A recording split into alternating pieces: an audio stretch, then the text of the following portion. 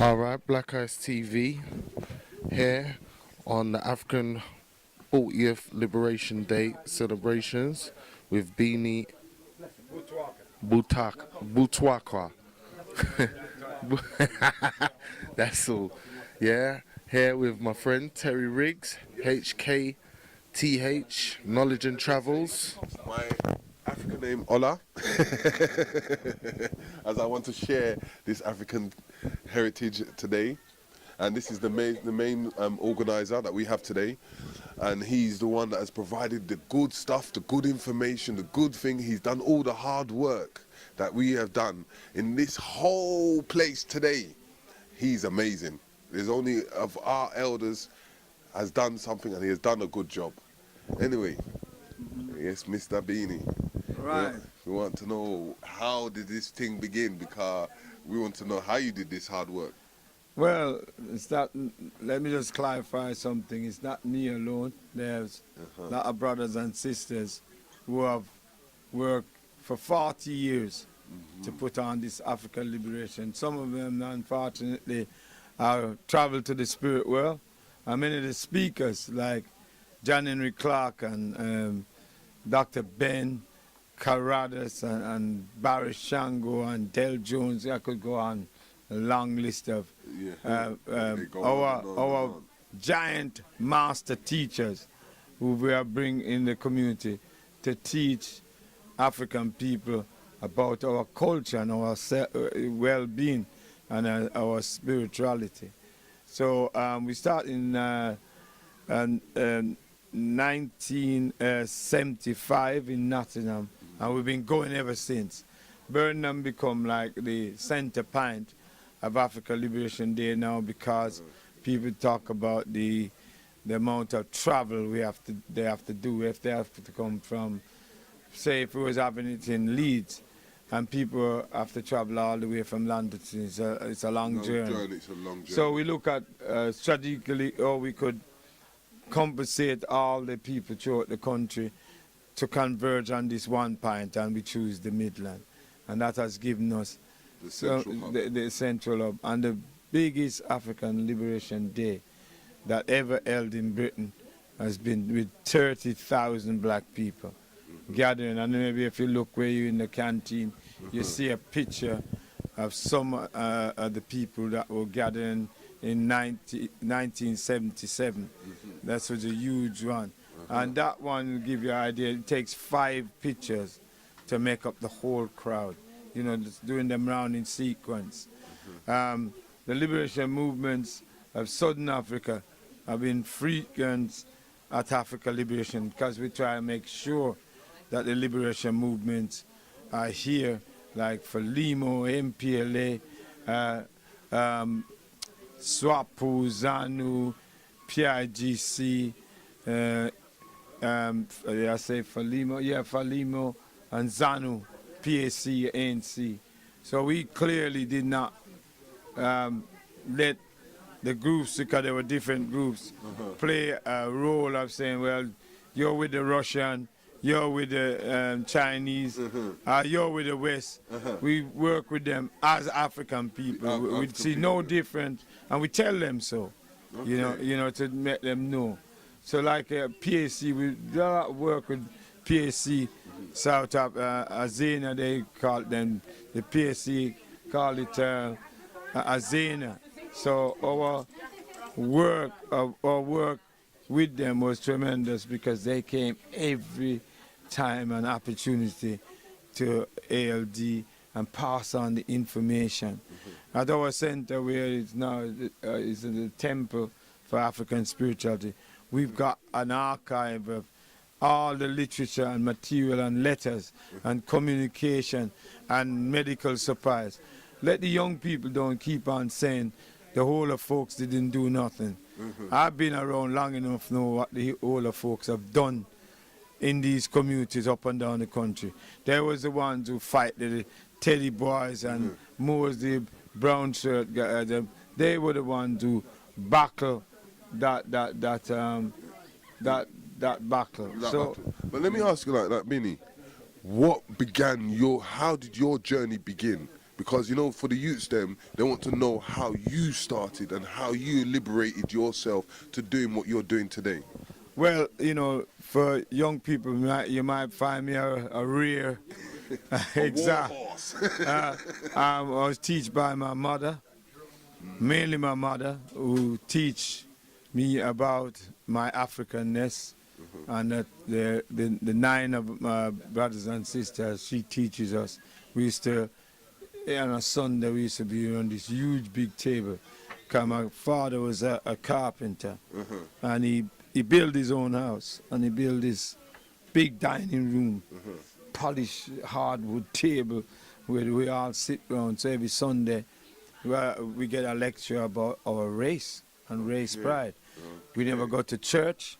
We don't follow none of the so-called Johnny-come-lately religion like Islam or Christianity. We don't follow them, and we'll teach it's not free stuff, and we must know it. So at 14, when we get to, one of my ideas of my parents was to come this way because they couldn't get no work, and then move on to Africa. At 14-year-old, my mother sent me to get the philosophy and opinion of Marcus Garvey. And when I got that at 14-year-old, and I start read the philosophy and opinion and then talk back with my mother, it all just keep going. It never stopped. And for 50 years I've been involved in struggle. I've done a lot of travel, yes. I've gone to Africa, I've gone with the liberation camps in Tanzania.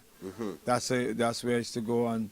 And I went to the MPLA camp, ANC, and so on and so on. So you've done a lot of traveling? Yeah, to go and see the support that the elders were giving to the liberation movement. And the community that they call Anzert was one of the most outstanding community in giving material support and, you know, and equipment for the liberation fighters in Anzert.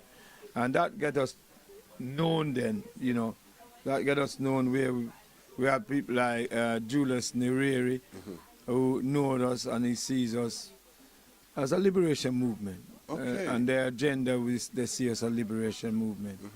Yeah, we was offered land in Tanzania, but the British sabotaged it, and that's another story. As they always do. And that's another story. Another chapter. Yeah, so I started, and I'll appeal to a lot of young people, and even people in their 40s and so I would say to them, you need to take this mantle up, because when we're gone, who's going to take the mantle? Who's going to let you? You're going to let your children die at the hand of white supremacy, or Asian supremacy, or Chinese supremacy, or Arab supremacy. They need to feed their population, and we have all the food, Africa. So they want it. They want the mineral resources in Africa, and the problem is the young people now have been distracted by the foolishness in this society, and all a lot of them do is just down the Facebook and not realizing they're giving the enemy clear information on them. And they can sit down and plan and see what all these youths are talking about and use them. They curse each other. So they think it's like a form of conditioning? It's conditioning and it's controlling. Control of the African people. If you control the minds of a people, you don't need to do nothing more. Exactly. And that's what's happening with the youth. Their mind have been controlled. Exactly. Even when you go into the Middle East and they said the Arab Spring, they use the same kind of format and same tools. But they've already used us as the guinea pigs to show what life's about. Yeah. So I don't think that the young people need to wake up to reality. Yeah. You see, some young black men were willing to go and fight for Islam. They're lost. They're lost people. When you see Boko Haram in Nigeria, they're lost. When you see El Shabazz, they're lost. They have no clue of their enemy. They don't understand their history. You ask the average African man or woman if they really know their history, they don't. Yeah. And besides me, who coming from a background where parents would teach you about the great civilization in Africa and so on.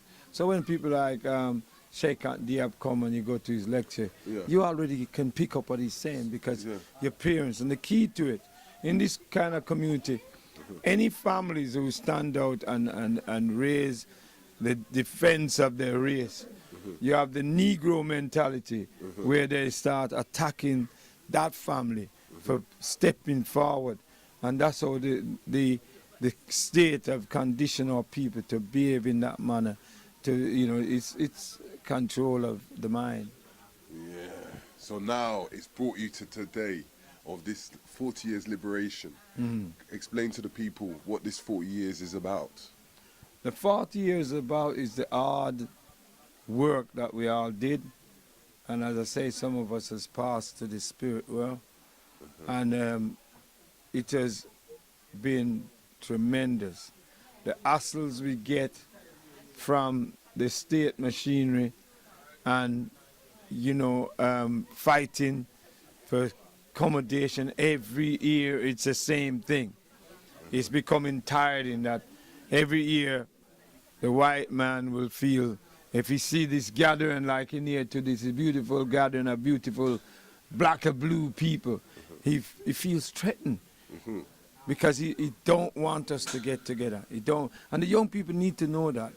They don't want us to get together. When they know that if the African people are together and united, and we have the United States of Africa and United Islands of the Caribbean and the United people in America and South America, it's even Steven. They know that their civilization will disappear. So they're using all the biological weapon, all the psychological weapon to control the minds of African people. So we got to be very much aware of that situation. Because you got to look at it like, if you look at the Europeans, they have that format with their organizations where they have that brotherly love, where they say, you know what, we sponsor, if you fall down, we'll pick you up, and if you pick up. But for black people, what we seem to find that we don't have that unity, that togetherness, that peaceful mind in our thoughts. So sometimes I always say, what do we need to do to change all this? Well, what we were doing as African people and the movement, African Caribbean Self-Help and the Pan-African Congress movement, was to train people in cadre training. And you find those who go through the cadre training and become very skilled in their political awareness and organizing technique, is still holding the fort today. There are others who might sometimes just fall to the wayside because they still don't reach that height of understanding of their spirituality and their political awareness. So that is the problem that we face as an organization. We say to the young people, they should join us, because we certainly ain't going to be selling them out. And we have the longevity, because in 40 years we can keep this going. And in 40 years we constantly buckle along all the odds. Even the city of Birmingham turn around and says, it's too big of an international gathering. So what you need to do is hand it to the city of Birmingham. They run it, and you be advisor. Because them in the city, those boys think, well, them not just talking to some weak black people and don't understand the issue. So we just said no. And you see, the following year we go to try and, there was a school called Allied we used to use regular, bigger than this. And, they just turn around and says, next year you come, £6,000 to hire the place. And they never stop till it just, we says, we can't afford £6,000. And it goes up and up. And but you know what? They haven't stopped us. But every time they shut off another place, sometimes our ancestors help us to find somewhere. Of course. And now, even using this place, the site manager here says, we'll have to think about you using it next year. Come up plain like that. We have to think about it. We'll have to look. You know what it is that when he comes and because he's site manager, and he walks around and look and he see black people in unity, I burn him. Of course. And I know it's psychological. Burn him. Says, there's blacks are getting together, man. Yeah, because they can't see family. That's right. And family brings unity. And without that, we can't work together unless we bring that family together. And this is where the works that you're doing is bringing that unity and family. That's right. That's You right. know, so as I said, like all the speakers that you have, would you say you're happy with all that stuff that you're getting? Yeah, yes, we are pleased with them. What would you say was your best part out of it, even like from yesterday? You see, with me, Because I know you're one of working the, like a yo-yo, up and down, yeah, working for that liberation. one of that reason, half the time I don't get to hear the speakers. I know. I have to sit down and listen to the DVD, Yeah. you know, to hear the speakers. So Because you are speaking yourself. yeah, I speak more in Africa now than I speak here. Yeah, but we need you to speak more because Yeah. you're one of what we call the last Mohicans.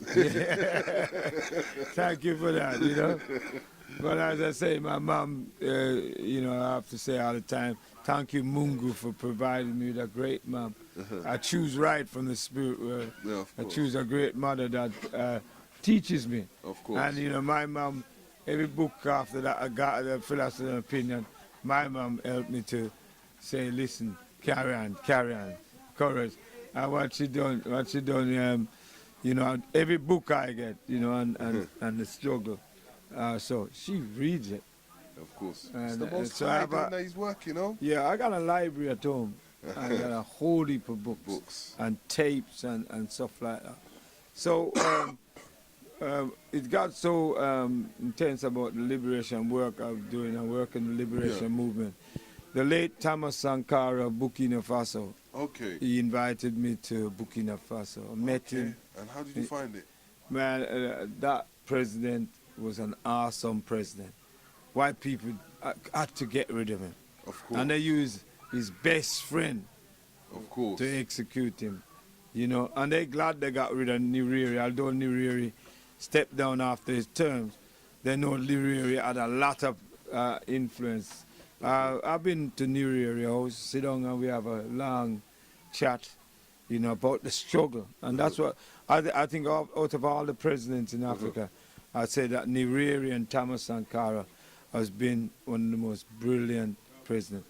They didn't show off anything. They just Did their work. humble themselves with you, and then they don't make you feel out of place. I'm the president, so you can't sit and talk to me Yeah, or question. so it's all The about man just- money and things Yeah, like the that. man just said, listen. They just did their sit- thing. Yeah, you sit in his house and he just said, listen, you don't have to hold back nothing. Just say what you want Yeah, to the say. same. Exactly. Yeah. Thomas Sankara was that. And I see some of the work Thomas Sankara was doing. It was fantastic. Of course. A man gets into power and he plant 1 million tree, See? you know, People and then don't start see putting that, the though. career. No, they don't see it. They don't see it. They only see when he's probably spending his own personal cash, or he's buying a new car for himself. But the example of Thomas Sankara, the most expensive car when visitor comes was a BMW. And he rides a bicycle to work or a moped bike. See? And I don't see African president doing that. They are in the big limo and blah, blah, blah. And the wife go to Paris and go to America, Miami to shop while the people are starving and hungry and having disease and so. No proper infrastructure in terms of hospitals, road and so on. But it's happening slowly now. Well, although some of them are still not true leader of Africa, it's slowly happening that there's some changes going on that And country. so, like, let's put it this way: where would you want this event 10 years from now to be like? I want to see it in you know, in our own building. I want to see that we're able to be in our building and we say we start at 10 or 9 o'clock and if we want to stay till 4 or 5 in the morning, we're there at 4 or 5 in the morning. If you want, you know, till dusk till dawn, if we want to see it that way. That's the way I would like to see African Liberation Day. I'd like to see that young men and women take up the mantle. I'm here just 66 now. I got another You problem. live another Nah, 100 years. no, I'm looking for another 100 years. I tell my grandchildren, watch out. Your granddad will be living for 150 years. They say, come on, granddad, we won't live like that long. Yes, but the spirit still will live on anyway. Yeah, but my great grandmother died at 99. So you got to beat that benchmark. Yeah, I've got to beat that benchmark and go beyond.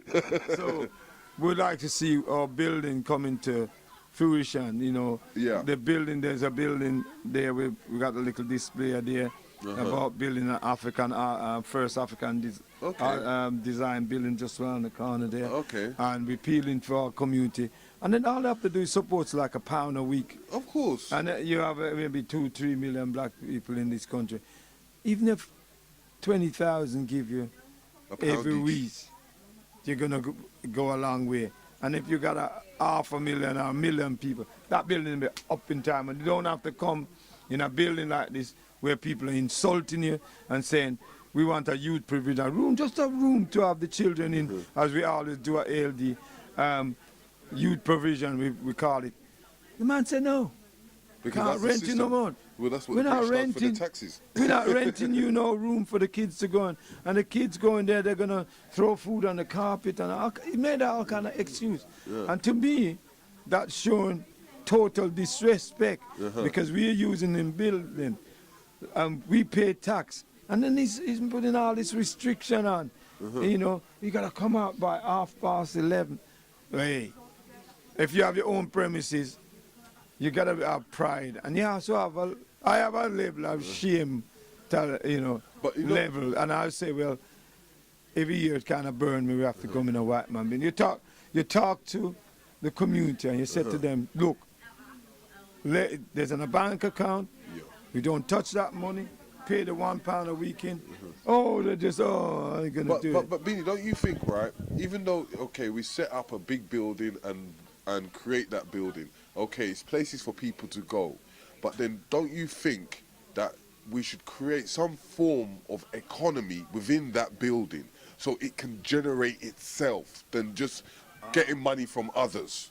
Let me tell you something. PSM and ASHO never receive state fund. Yeah. We don't ask for grant. Of course. This is not funded by no white person. Exactly. This is all funded by black people. Of course. So when people come in and pay their money, they have to pay the bills for the iron and the place and stuff Of and course. so on, and pay for the speakers then. So we clear on that. We as Pan-Africanists don't rely on the enemy to feed us. Of course, like do things as I was saying to you, like if let's look at the for instance, Marcus Garvey. Marcus Garvey went to America for that dream where he created and built ships, and he provided another ship for the community. And this is what I'm trying to say: is if we have that building, what do we create for the generation to go into it? You're talking to somebody who's got the knowledge. Yeah. To generate fund with that building. Yeah. We have set in a program to develop an economic program. Of course. We don't want to rely on them boy if it provide electricity. Of course. So we're going to put in solar. Yeah. And we're going to put in solar thermal heat. And that's why the building is costing a hell of a lot of money. To build a structure and get it kitted out is 7 million. To get all those fitting, it's going to cost us 10 million to put. Some people say, why you want to build a 10 million place? Why didn't you build it in Africa? But we always going to be sitting in this society, so we need to leave a legacy. Of course. For our people. There's children here, some of them will never see Africa. They will stay here and live in this society. But that's what, I understand that, Beanie, right? But as I said, for us to bring in them youngsters, they need to have that stability. All right. Now, we throughout our history as not the PAC now with the organization, we're talking about African Caribbean Self-Reliance Organization. Yeah. It's one of the oldest Pan-African organizations in the country. And 50 years we've been battling these people. Of course. We've set up building companies, we set up import-export, Okay. and the state attack it. We don't Okay. have it now, but once we get our feet on our feet again, it'll be back. Of course. We train people, Uh-huh. you know, around plumbing, electrician, Uh-huh. roofers, Uh-huh. bricklayers. Yeah. We did the works. Okay. With the shipping that we were doing Uh-huh. was to help the farmers in the Caribbean Yeah. to import and have export. their products sell to us, And and in resell them. Africa, and we resell them. Okay. I tell you, this is where our problem become real. Comes. We went to Africa, and we're talking to Sierra Leone government at that time for what we see whites were doing, gold and diamond for goods. We said, listen, my brothers, we can do it different. Yeah. We can. You give us those gold and diamond, and you know what? We're coming back, and we're gonna build clinics, institutions, and that's it. Because yeah. And sooner as we went to Barclays landed bank, who angle golds and diamonds Yeah. for white companies. The white boy, I tell you clear, and just say, listen, let me tell you, you will never, right, destroy the British economy, and it's in the companies that are trading in Africa. So you can go to the United Nations, you can go to anybody, where we're not allowing to do it, and we're not angling your diamond and gold. Well, and as I said to you, So it's- we got to get the African government to Yeah. understand they got to be tight with us. Of course. And they protect us, and we protect them, and we do our thing. but then in saying one thing, that what I gather and what I've learned as from being young, coming up to being to my age now, and I've learned one thing, that people in the UK, right, have that opportunity where they can say they have a family back home, which if their family back home has that farm, and they have the business mind over here, they would not need no government to help them to get them into the positions that they need to be. They can do it self-sufficient. Because if it's your uncle over there, you can say, uncle, send me this. Yeah, I understand what you're saying, Do you but I'm understand? saying when you're taking it up to the bigger scale, so you can look after your Yeah. community here and in Africa, Yeah. you have to deal. You have to get the support Yeah. of the African government in saying to protect you and saying, Yeah. well, you know, when white boy come and says, well, I need to ship out some iron ore. Yeah. He will say to him, look, if you want to ship out some iron ore, you have to buy from my brother in Britain or in America. Yeah. And if that's the kind of working relationship, Yeah. you got to get African people to be thinking that Okay. way. And then you can do anything, because you cut the middleman clean out the show.